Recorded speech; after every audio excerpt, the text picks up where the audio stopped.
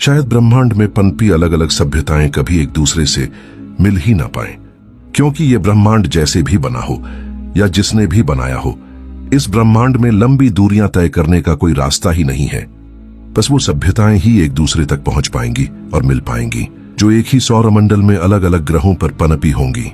अन्यथा करोड़ों प्रकाश वर्ष दूर दूर पनपी सभ्यताएं शायद ही कभी एक दूसरे से मिल पाएंगी, क्योंकि जब ब्रह्मांड की लंबी दूरियां पार करने का कोई रास्ता ही नहीं, तो कैसे कोई दूर की सभ्यता तक पहुंच सकता है।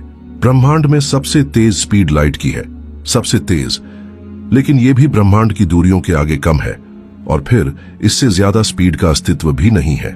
कोई एलियन सभ्यता इससे ज्यादा स्पीड से सफर करके दूसरों तक जल्द पहुंच सके। जी हां, लाइट स्पीड ब्रह्मांड की सबसे तेज स्पीड के साथ साथ आखिरी स्पीड भी है। इससे ज्यादा स्पीड वजूद में ही नहीं है, बनी ही नहीं है। वर्म होल भी रास्ते को कुछ हद तक ही छोटा कर सकता है। ऐसा नहीं कि वर्म होल करोड़ों प्रकाश वर्ष के रास्ते को एक प्रकाश वर्ष तक कर दे। जी हां, वैज्ञानिकों ने और भी कई रास्ते खोजे हैं, जैसे वर्प ड्राइव टेलीपोर्टेशन।